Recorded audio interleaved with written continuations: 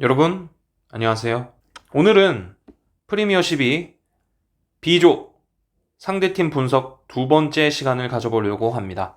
자, 일단 대만 주요 선수에 대해서 알아보려고 합니다. 여러분이 기억하실지 모르겠는데 우리나라가 작년에 있었던 항저우 아시안 게임 때 첫 경기를 대만과 했었어요. 근데 졌어요. 예, 참 보고 저도 놀랬었는데 그것도 심지어 우리나라 선수들이 한 점도 못 내고 졌어요.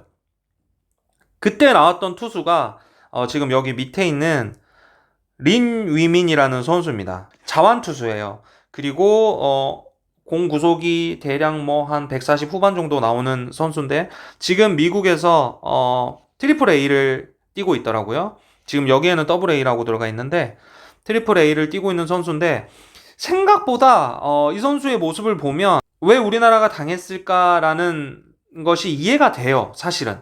왜냐면 자완 투수로서 약간 뭔가 폼이 이현승 선수의 약간 살짝 흔들면서 와인드업 들어가는 폼과 뭐 약간 구대성 선수의 투구 폼도 보이고 약간 구창모 선수의 투구 폼도 보이고 그런 느낌이에요. 그리고 거기에다가 좌투수의 파이어볼로다 보니까 우리나라 선수들이 이때도 좌타자들이 많았는데 결국 당하고 말았어요. 근데 문제는 이 선수가 이제 이번에 엔트리에도 들어가 있다는 거예요. 그래서 제가 지금 말씀을 드리는 거거든요. 네, 이 선수의 올 시즌 더블 A에 있다가 트리플 A로 올라왔고 트리플 A에서는 얼마 던지질 않았습니다. 4와 3분의 2이닝 더블 A에서 많이 던졌고요. 뭐 성적이 그렇게 좋지는 않았어요.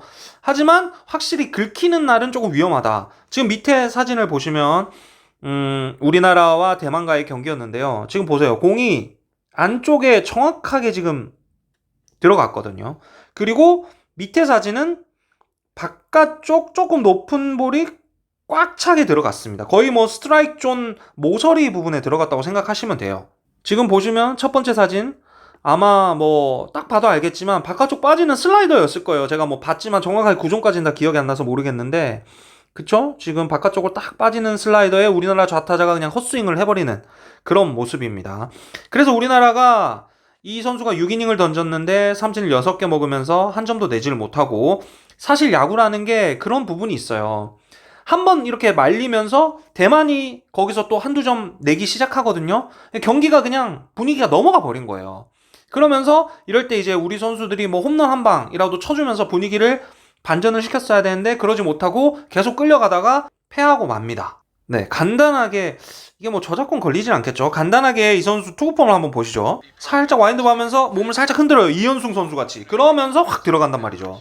네, 지금도 90마일짜리 삼진을 당하는 모습인데요. 네, 구종도 직구, 슬라이더, 체인지업, 커브 뭐 이렇게 좌투수가 던져야 되는 볼을 다 던져요.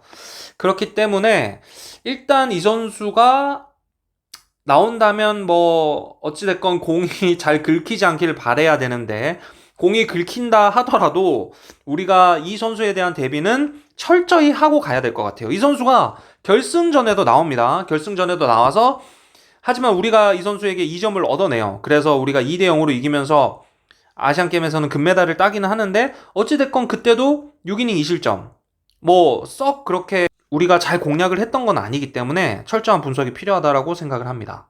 그 다음 선수는 릴리 린이라는 선수인데요.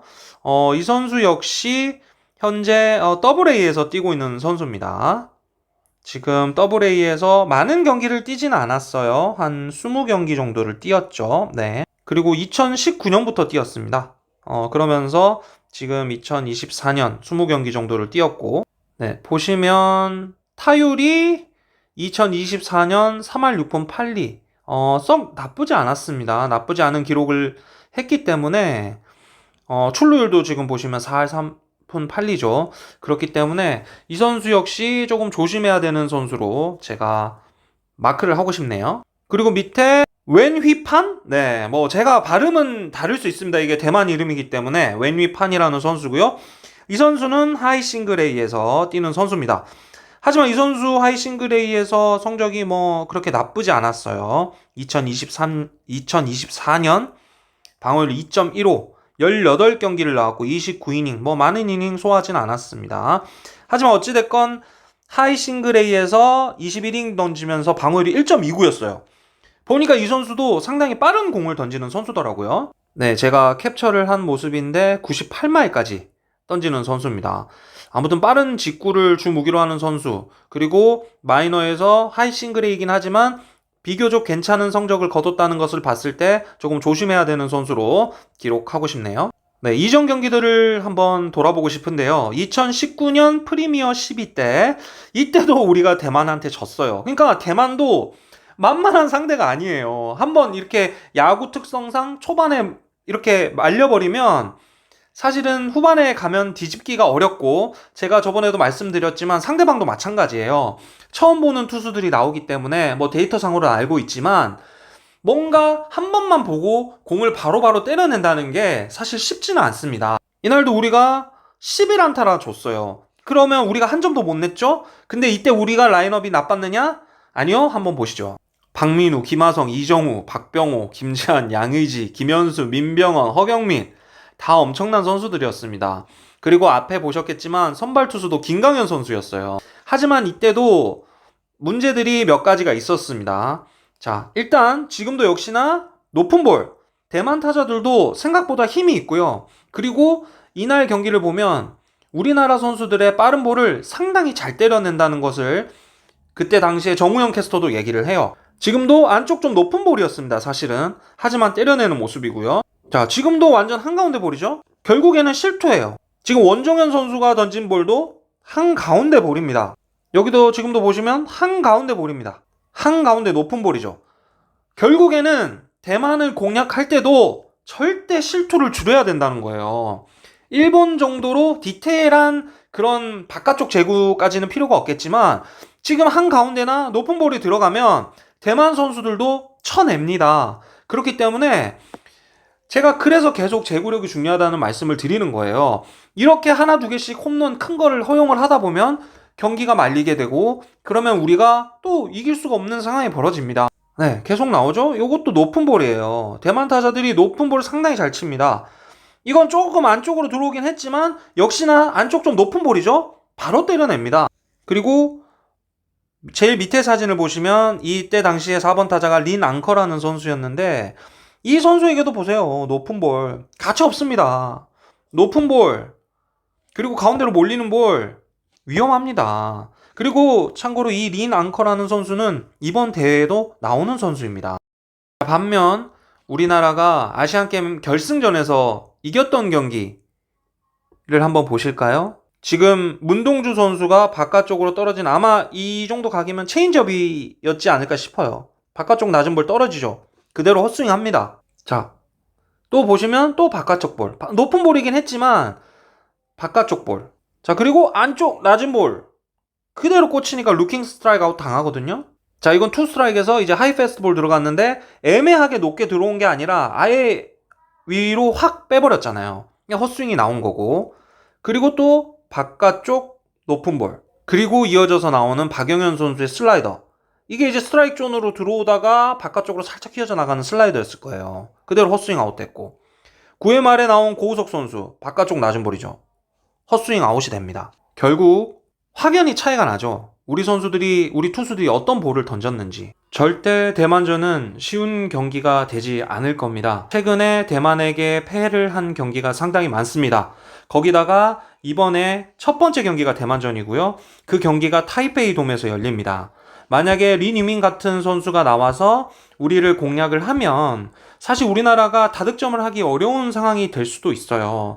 그렇게 되면 결국에는 우리나라 투수들이 철저한 제구력 위주로 실점을 최소화하고 그리고 우리 공격도 어떻게든 1점 1점 먼저 내는 야구를 해야 됩니다. 우리가 대만 타이베이 돔에서 경기를 아마 거의 해본 적이 없을 거예요. 대만 선수들은 그래도 많은 경험이 있을 것 같습니다. 그렇기 때문에 또 우리에게 그 환경이 익숙하지 않은 환경이에요. 그리고 대만의 많은 팬들이 와서 응원을 할 거란 말이에요. 그렇기 때문에 상당히 어려운 경기가 될 가능성이 큽니다. 그리고 우리가 1차전을 놓치면 슈퍼라운드에 갈 수 있는 확률이 상당히 떨어진다고 봐요. 왜냐면 그 이후에 또 일본도 만나야 되고 그 이후에 쿠바도 만나야 되고 제가 나중에 짚고 넘어가겠지만 호주도 만만치 않은 전력이에요. 그렇기 때문에 우리나라는 1차전 어떻게든 이기려는 마음가짐을 가지고 그 경기에 모든 것을 쏟아부어야 됩니다. 화이팅입니다. 네, 이제 호주 주요 선수 분석으로 넘어가 보도록 하겠습니다. 호주 선수 중에 일단 가장 저의 관심을 끄는 선수는 트래비스 바자나라는 선수입니다. 아마 우리나라 야구 팬들한테는 상당히 생소한 선수일 수도 있는데 왜 이 선수를 꼽았냐면 이 선수가 현재 마이너리그 하이 싱글 A에 있는 선수인데 자, 이 선수가 2024년 올해 메이저리그 드래프트 전체 1번을 기록한 선수입니다. 클리브랜드에서요. 밑에 보시면 2024년 유망주 랭킹 1위를 하고 있는 선수고요. 포지션은 2루입니다. 그럼 뭐 유망주 중에 1등에 올라도 금방 사라지는 선수들 많지 않느냐 이렇게 질문을 하실 수도 있습니다. 그러면 2023년 유망주 1등은 누구였는지 한번 살펴볼까요? 네, 바로 올해 그렇게 유명했던 피츠버그의 폴 스킨스 선수였어요. 물론 폴 스킨스 선수 같은 그런 선수가 매년 나오는 건 아닙니다. 하지만 그 정도로 올해 메이저리그에서 관심을 가지고 있는 선수다라는 것을 말씀을 드리고 싶어요. 자, 그리고 이게 이제 프리미어 12 호주 라인업이거든요. 근데 여러분 아시죠? 우리나라가 작년 월드 베이스볼 클래식에서 호주에게 졌었습니다. 아주 큰 아픔으로 남아있죠. 제가 그때 당연히 이길 거라고 생각을 했어요. 왜냐면 그때는 네덜란드고 뭐고 이런 메이저리그 선수를 가지고 있는 나라가 없었거든요. 체코, 중국 이런 나라랑 있으니까 일본한테 져도 호주는 이기겠지. 더블 A 선수들이고 그런데 그렇게 생각을 하고 제가 16강 표를 끊어놨었습니다. 하지만 우리나라 떨어졌죠. 호주에게 지면서요. 그러면서 제가 호주랑 쿠바랑 하는 경기를 도쿄돔에서 봤었습니다. 참 얼마나 기가 차던지. 그것도 생각해보면 호주전도 첫 번째 경기였어요. 우리가 첫 번째 경기를 그렇게 내주다 보니까 사실 일본 경기에서도 우리가 3대 0으로 리드를 하고 있었지만 그런 쫓기는 마음이 있었겠죠. 그 경기를 지면 모든 것이 끝이니까요. 그렇기 때문에 이 호주 절대 우습게 볼 수 없는 나라입니다. 그리고 제가 동그라미 쳐놨죠. 지금 월드 베이스볼 밑에 있는 오스트레일리아, 코리아 이게 월드 베이스볼 클래식 때 우리나라 상대했던 호주 라인업입니다. 이때 있던 선수들이 지금 다 들어가 있어요. 이때 우리나라가 호주에게 홈런을 3방 맞았습니다. 캐널리 선수한테, 그랜다이닝 선수, 그리고 펄킨스 이 선수들에게 3방의 홈런을 맞았는데 그 3명의 선수가 이번 라인업에 다 있습니다. 그렇기 때문에 저는 이번 호주전 역시 쉽지 않은 경기가 될 수 있다. 철저하게 준비를 하고 들어가야 된다라고 생각을 해요. 지금 고용표 선수가 캐널리 선수한테 홈런을 맞는 장면입니다. 2타수 무안타였는데 제가 지금 자꾸 제구에 대해서 말씀을 드리는데 결국에 이때도 이 공이 한가운데 들어갔습니다. 한가운데 들어간 볼이 홈런을 허용을 해요. 그리고 2대 0에서 우리가 4대 2로 경기를 뒤집습니다. 그래서 이제 이렇게 이기나 보다 했는데 갑자기 몸에 맞는 볼을 허용을 해요. 그러면서 김원중 선수가 이제 나오는데 거기서 투아웃 상황에서 그랜디닝 선수에게 또 홈런을 맞아요. 3점짜리 홈런을 그것도. 그러면서 사실상 여기서 이제 경기가 넘어간 거죠. 김원중 선수가 그랜디닝 선수에게 홈런을 맞는 볼도 보세요.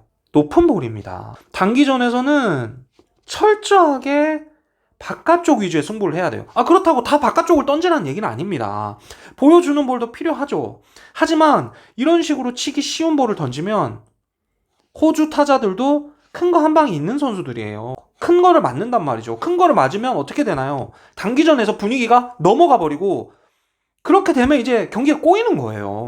그리고 3점짜리 홈런을 맞았어. 5대 4가 됐습니다. 그 상황에서 우리나라도 최선을 다해요. 어떻게 보면 양현종 선수가 올라왔죠. 근데 또 2루 3루를 만들고 거기서 높은 볼로 홈런을 맞습니다. 호주 타자들이 상당히 힘이 있는 타자들이에요.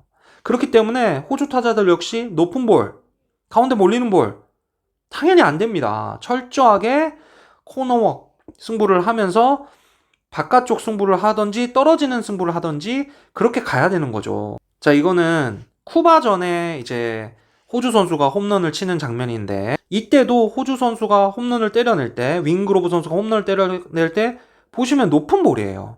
그렇기 때문에 안쪽으로 뭐 조금 들어간다 하더라도 높은 볼은 상당히 위험합니다.